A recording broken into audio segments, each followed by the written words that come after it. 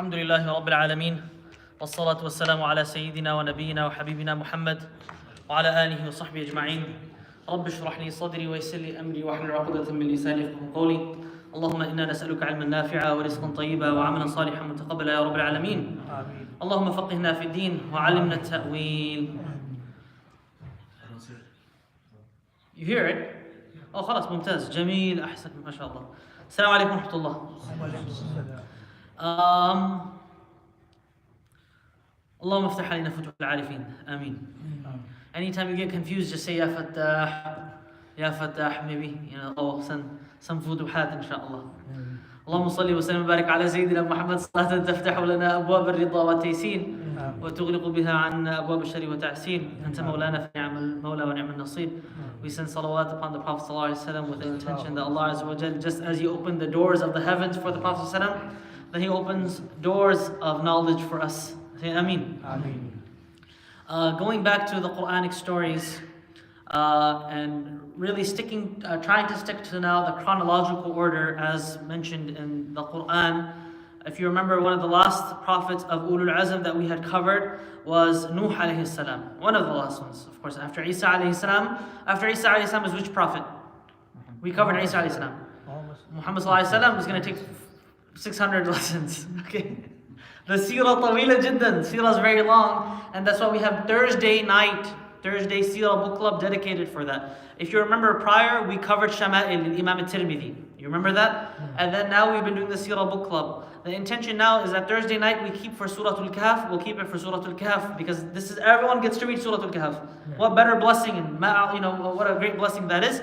And then the hour before Isha, we always do هذا يخص السيرة النبوية.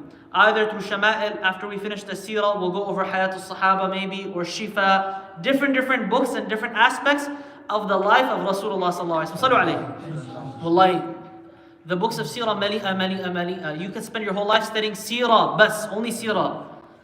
There's a book on how the mu'amalat of the Nabi sallallahu alaihi wasallam. There's a book about the emotions of the Nabi sallallahu alaihi wasallam. There are books about just the battles of Rasulullah sallallahu alaihi wasallam. You can touch the seerah from so many different angles that you can spend your whole life studying it and you will still just be a student of the seerah. So that's how amazing the life of Rasulullah sallallahu alaihi wasallam is. We're going over the life of now the prophet that comes after Nuh alayhi salam. After Nuh alayhi salam settled and the ark settled on Mount Judi, wastawat ala Judi. Nuh alayhi salam, he descended down to the earth and he established a city with the few that believed with him, the 80 some. وَمَا آمَنَ مَعَهُ إِلَّا قَلِيلٌ. The few that believed in him, Nuh alayhi salam, those few that believed in him, Nuh alayhi salam, he would remind them, okay, of course to worship Allah Azza wa Jal and of the prophets to come. You all know that Isa alayhi salam, what did he say? مُبَشِّرًا بِرَسُولٍ يَأْتِي مِن بَعْدِ اسْمُهُ Ahmad. And just like all of the prophets that came, they would tell their people of messengers and prophets that would come after them, okay? Advising them to, of course, adhere to the teachings of the prophets. So it is likely, wallahu a'lam, there's no narration, there's no riwayah or Quranic ayah that shows this, but it's very likely that Nuh alayhi salam also advised his people about the prophet Hud alayhi salam. So Hud alayhi salam was the first prophet sent to Allah Azza wa Jal after who? After Nuh alayhi salam. So again, after Nuh alayhi salam, he passed away, and just as whenever prophets pass away, then false ideas and idolatry and shirk starts to emerge.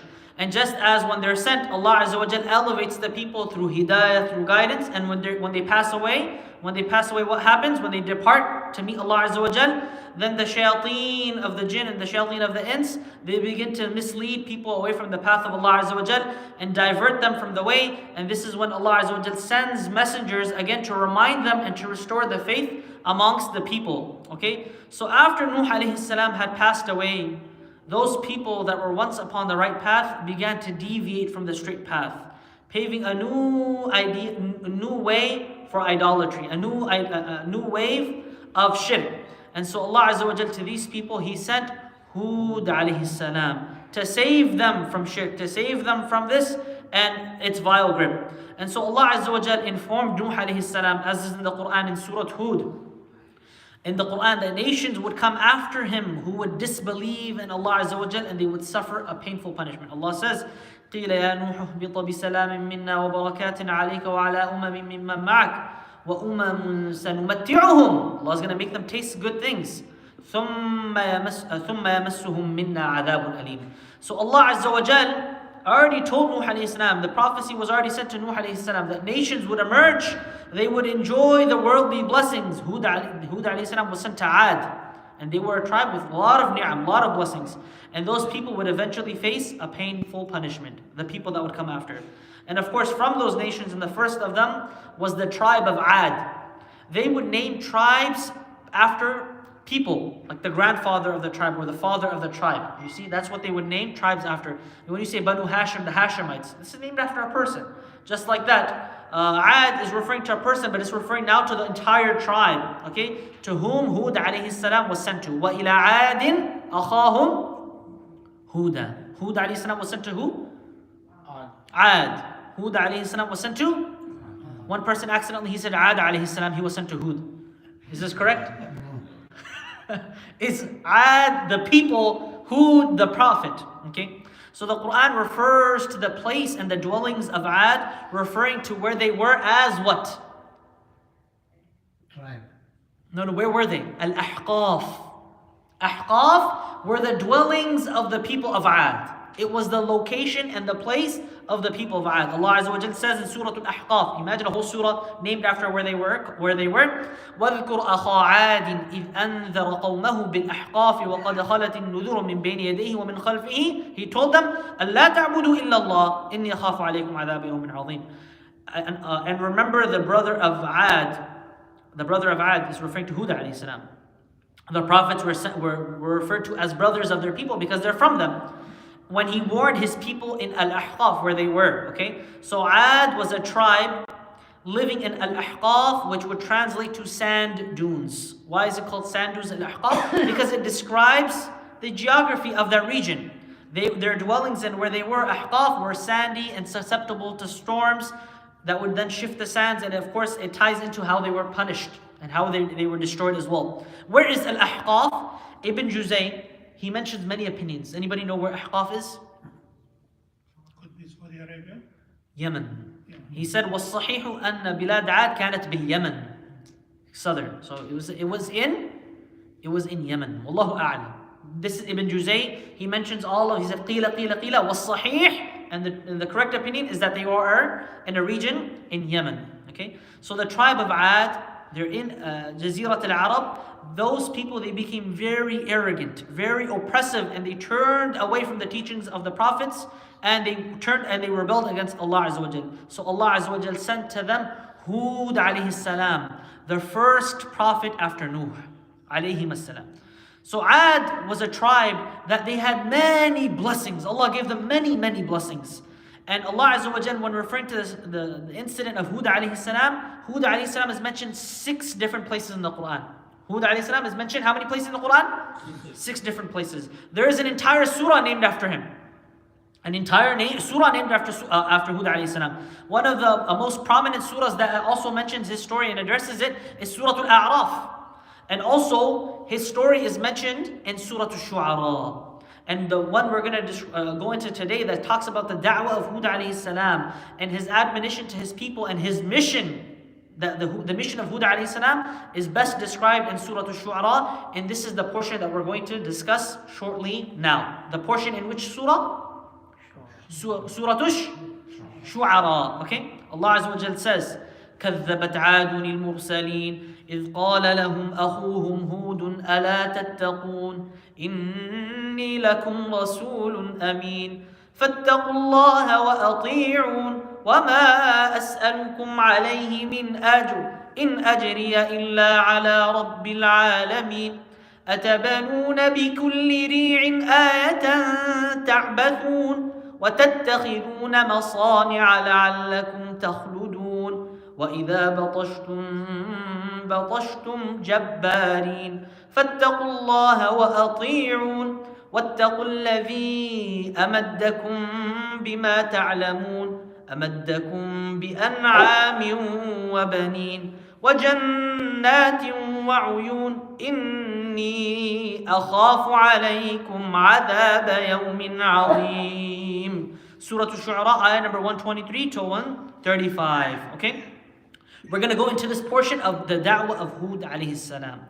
Instead of reading through the entire translation and then going into it, you just go straight into it, okay? You can go back in the translation later, 125 to 130, 123 to 135. You can maybe even open it up on your phones to follow along if you want, okay? So Ad, they denied the messenger. كَذَّبَتْ عَادٌ الْمُرْسَلِينَ, the messengers. But they denied Hud. Why does Allah say al-Mursaleen? Because if you deny one prophet, it's as though you've denied all of them. So Allah Azza wa Jal refers it to that, okay?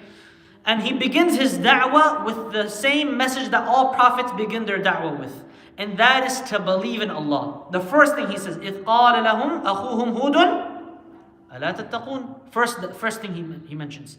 Because if a person does not have taqwa of Allah Azza wa Jal, then no matter what else you tell him, no matter what else you teach him, if the taqwa is not there, then everything else will fall. That is the first step, and that is the first thing that all of the prophets, they began with, okay? So Hud alayhi salam, he began with this. He began by his da'wah, by calling his people to believe in Allah Azza wa Jal, to fear Him Azza wa Jal, who brought them into existence, who gave them so many blessings, who gave them strength, who gave them children, who gave them wealth, who gave them everything. And then he tells them, وَمَا أَسْأَلُكُمْ عَلَيْهِ أَجْرًا. Is he pocketing any benefit from it? Is he benefiting from it? Is he doing it so that he can be the head macho in charge? وَمَا أَسْأَلُكُمْ عَلَيْهِ مِنْ أَجْرٍ. He doesn't want any. He's calling to Allah Azza wa Jal, just as the hallmark of all prophets and all du'at of Allah Azza wa Jal, that if I'm calling you to worship Him Azza wa Jal, it's not for my own benefit. You're not benefiting me. You're doing it for yourself. قُلْ لَا تَمُنُّوا عَلَيَّ إِسْلَامَكُمْ. The Arab, the Bedouins, they would come to the Prophet ﷺ and they would act as though they did a favor to the Prophet ﷺ. What did Allah reveal about them in Surah Al-Hujurat? لا تمنوا علي إسلامكم. Tell them, Ya Rasulullah, you didn't do me any favor. Allah is the one who did you the favor by guiding you before you were misguided, before you were bearing daughters, before you were doing this, that. Allah is the one who gave you hidayah. So over here, وَمَا أَسْأَلُكُمْ عَلَيْهِ مِنْ أَجْرٍ. He's not asking anything. And then the first advice Hud alayhi salam he gave. He said, أَتَبْنُونَ بِكُلِّ رِيعٍ آيَةً تَعْبَثُونَ. He said, do you build, أَتَبْنُونَ بِكُلِّ رِيعٍ آيَةً تَعْبَثُونَ, on every elevated place, a sign amusing yourselves? This is the first advice he gave. We're going to it. أَتَبْنُونَ, do you construct بِكُلِّ رِيعٍ. Ri' refers to any high elevated place. آيَةً تَعْبَثُونَ. The people of Ad, they possessed great architectural prowess. This is what Allah Azza wa Jal blessed them with. They were able to build tall structures and monuments on every elevated area, on top of hills and mountains, showcasing their engineering skills and their social customs. And what a great thing, especially at that time. You're talking about thousands of years ago. They're building these types of things. And so they would involve, their time would be spent in building these monuments and structures on top of hills and mountains, which Hud alayhi salam described to be as abath. Ayatan ta'bathun. So did they do so for a valid reason? No, they did so for no reason, without any purpose. So Hud alayhi salam, he's not criticizing their expansion of these buildings and their living conditions and whatnot, but rather the intention behind doing so. They did it out of arrogance, out of pride, and out of mockery of others. The Mufassirun, under this ayah, they mention that they would build these structures atop these mountains, and what they would do is that passers-by, those coming past them, they would ridicule them, belittle them, and curse them. And Hud alayhi salam, he called this a form of abath, this wasteful behavior and indulgence out of vanity that they were building these things. And so the action is not madhmoom, but their intention behind the action that they did. And the Mufassirun, they also mention under this ayah that the people of Ad, they still knew and they heard and they remembered the story of Nuh alayhi salam, that Allah Azza wa Jal drowned those people by the flood. And they tried to imitate Nuh alayhi salam by just as how he constructed the ark to protect him, as Allah commanded him. They thought that if we build these tall structures, these formidable structures, that no flood, nothing can destroy us, no enemy can harm us, no weather can touch us. And so they chose to imitate him in this, but they didn't imitate him in faith. And even if they had made skyscrapers, and they made things ascending to the heavens and perfectly structured. If Allah Azza wa Jal willed for them to be destroyed, whether through flood or winds or whatever it may be, could anyone stop Allah Azza wa Jal? No, of course. But they were arrogant, and they did things out of vanity. They did things without any purpose. So Hud alayhi salam, he's telling them, he's giving da'wah to them. He says, أَتَبَنُونَ بِكُلِّ رِيعٍ آيَةً تَعْبَثُونَ. Ayah, it refers to these landmarks indicating that this region is inhabited by the people of Ad. But it served no real benefit. Because, as I mentioned, if Allah Azza wa Jal wished for them to be destroyed, can anyone stop Allah Azza wa Jal? Of course not. No high mountain, no high structure could ever save them. وَتَتَّخِذُونَ مَصَانِعَ لَعَلَّكُمْ تَخْلُدُونَ. And you take for yourselves masani', that you might live forever. What is masani'? Not masani' thiyab.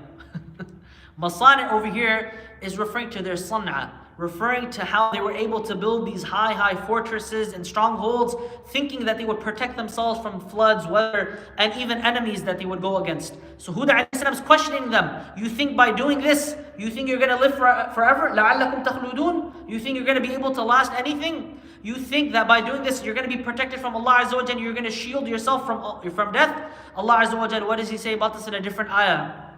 Elsewhere.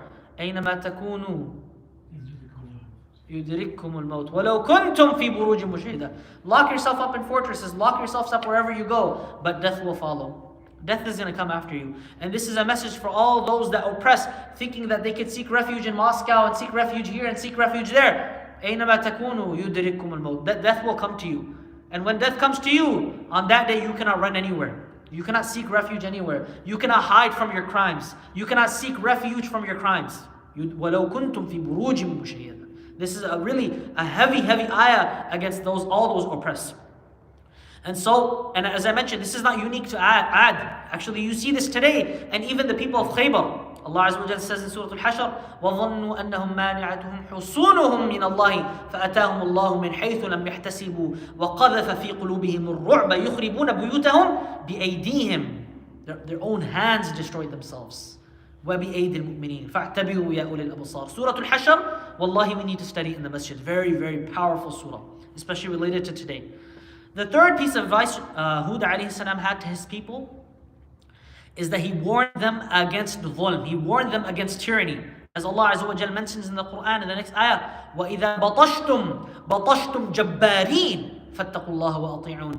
The only one who deserves to wear the thawb of kibriya, and the only one who deserves to be called Al-Jabbar is who? Allah Azza wa Jal. Only Allah Azza wa Jal. Jabbar, they mention here, is that when they would strike out of anger, and it would be disproportionate how much oppression that they would cause to others. And they would strike, and they would strike as tyrants, as Jabbareen. And so the Mufassirun, they mention about or even the Quran describes them, the people of Ad, they were physically strong. The Mufassirun said that they were, like towering palm trees, that they were tall and robust. And so Allah Azza wa Jal, after describing their architectural prowess, He describes their physical might and their physical strength and the misuse of their blessings for tyranny and oppression of others. That rather than using that blessing for good, they used it to harm others. Allah Azza wa Jal says in Surah Al-A'raf, أَوَعَجِبْتُمْ أَنْ جَاءَكُمْ ذِكْرٌ مِّن رَبِّكُمْ عَلَى رَجُلٍ مِّنْكُمْ لِيُنذِرَكُمْ وَاذْكُرُوا إِذْ جَعَلَكُمْ خُلَفَاءَ مِنْ بَعْدِ قَوْمِ نُوحٍ وَزَادَكُمْ فِي الْخَلْقِ بَسْطَةً فَاذْكُرُوا آلَاءَ اللَّهِ لَعَلَّكُمْ تُفْلِحُونَ. Do you wonder that there has come to you a reminder from your Lord through a man from among you to warn you? And remember when He made you successors after the people of Nuh and increased you in stature and strength, basta, might, physical might. فَاذْكُرُوا آلَاءَ اللَّهِ. Remember the favors of Allah. لَعَلَّكُمْ تُفْلِحُونَ. Okay, so they had very large, powerful physiques, and yet their blessings, they did not use it in the right place. They acted arrogantly. Allah Azza wa Jal says in Surah Fussilat, فَأَمَّا عَادٍ, the people of Ad, فَاسْتَكْبَرُوا فِي الْأَرْضِ, they acted arrogantly in the earth, بِغَيْرِ الْحَقِّ, without any right. وَقَالُوا, what did they say? مَنْ أَشَدُّ مِنَّا قُوَةً, who is stronger than us? Who has more strength than us? Who is stronger than this nation? Who has better military power than this nation? You hear these kind of terms before from politicians? Man ashaddu minna quwwa. Who can take us down? We're the strongest nation. Make this nation... shh. أنت تسبب لي مزعج.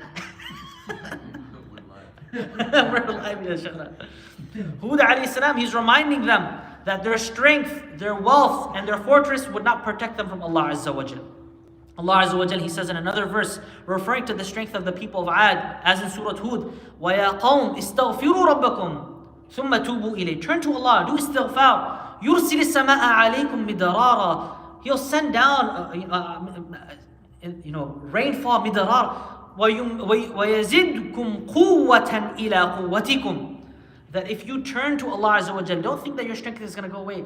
Allah Azza wa Jal is going to add more strength to you. By you turn to Allah, don't think He's going to take it away from you. يَسْحَبْ يَزِدْكُمْ قُوَّةً إِلَىٰ قُوَّةٍ. That the strength that you already have, Allah will add even more strength to it. If you turn to Him, if you do istighfar and you do dhikr. And so this should show us as believers that our source of strength and our source of energy should be through dhikr of Allah Azza wa Jal. Should be through istighfar of Allah Azza wa Jal. We know that when we do physical exercise, this strengthens your body. But how many people they do dhikr to strengthen themselves? How many people do istighfar to strengthen themselves? As Allah Azza wa Jal says, istaghfiru thumma tubu yursil as-sama' وَيَزِدُكُمْ قُوَّةً إِلَىٰ قُوَّتِكُمْ. You want Allah to strengthen you? Then through dhikr of Allah Azza wa Jal. And so, then again, the Quran, of course the Quran, it always emphasizes dhikr when it comes to strengthening individuals and strengthening armies and strengthening in the battle. In Surah Al-Anfal, people in the Muslims in the times of war, they would read a few things. One of those things that they would read, Surah Al-Anfal. Surah Al-Anfal, it gives you the keys to victory. It gives you the keys to victory. Allah Azza wa Jal says in Surah Al-Anfal, I gave a whole khutbah on it. Ya ayyuha alladhina amanu idha laqitum fi'atan fathbutu. Don't run away. Be firm. Wadhkurullaha kathira. The people of Gaza, they're people of Quran, people of dhikr, people of salah ala nabi, people of muraja'ah. People there are memorizing Quran day and night. There are literally small children, their parents have passed away, orphans, they're memorizing the book of Allah Azza wa Jal. And then we're here complaining that we don't memorize Quran. We're muqassirun, never to blame our situation. And so Allah Azza wa Jal says in these verses, showing the strength, the physical strength of Ad, which is mentioned throughout the Quran. Okay, but it's important to understand their strength in context. Okay, to contextualize it in their context. Allah Azza wa Jal refers to their strength as architecturally, what they had, and also their physical might. But when we look at strength today, we think of chemical weapons, we think of weapons of mass destruction, we think of this. And so to understand what Allah Azza wa Jal is warning them, we should understand also tying it back to our times. How they say about themselves, Man ashaddu minna quwwa. And what does Allah Azza wa Jal reply to that? أَوَلَمْ يَرَوْا. Did they not see? أَنَّ اللَّهَ الَّذِي خَلَقَهُمْ. The one Allah Azza wa Jal who created them, هُوَ أَشَدُّ مِنْهُمْ قُوَّةً. That no one can hide from Allah Azza wa Jal. No matter how much military might you have, no matter how many buttons you can press to destroy people and nations from afar, Allah Azza wa Jal, He is the strongest. Allah Azza wa Jal, if He wants something, He wills something, no one can stop and prevent Him. هُوَ الْغَالِبْ عَزَّ وَجَلْ. أَوَلَمْ يَرَوْا أَنَّ اللَّهَ الَّذِي خَلَقَهُمْ هُوَ أَشَدُّ مِنْهُمْ قُوَّةً. So the Quran, of course, describes how the people of Ad, they misused their strength.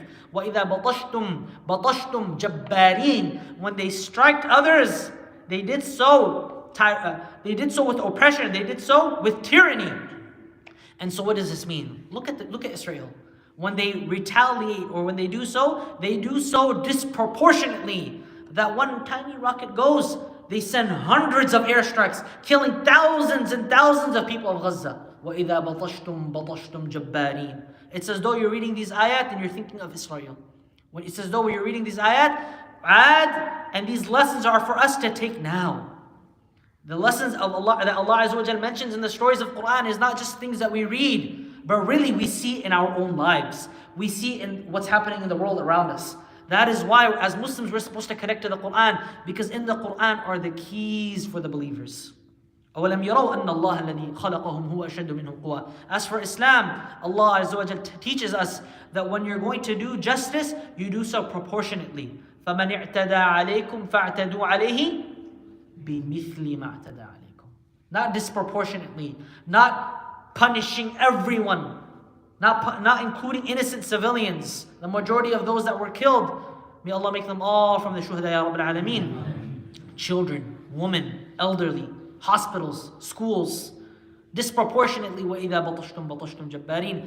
We ask Allah Azza wa Jal that unlike the people of Ad, that when you give us strength and you give us ni'am and you bless us, that we are those that increase in istighfar, that we are those that increase, say astaghfirullah, that increase in dhikr, so that we be from those يَزِدُكُمْ قُوَّةً إِلَىٰ قُوَّتِكُمْ. اللهم اجعلنا من أهل القرآن الذين هم أهلك وخاصتك يا ذا الجلال والإكرام. اللهم زدنا بالقرآن إيمانا وزدنا به تقوى وهدى واجعلنا من أهله الذين هم أهلك وخاصتك. وصل اللهم على سيدنا ونبينا وحبيبنا محمد وعلى آله وصحبه أجمعين. السلام عليكم. Inshallah, tomorrow Fajr Salat is 6:10. 6:10, going back now? Yeah. Okay, inshallah.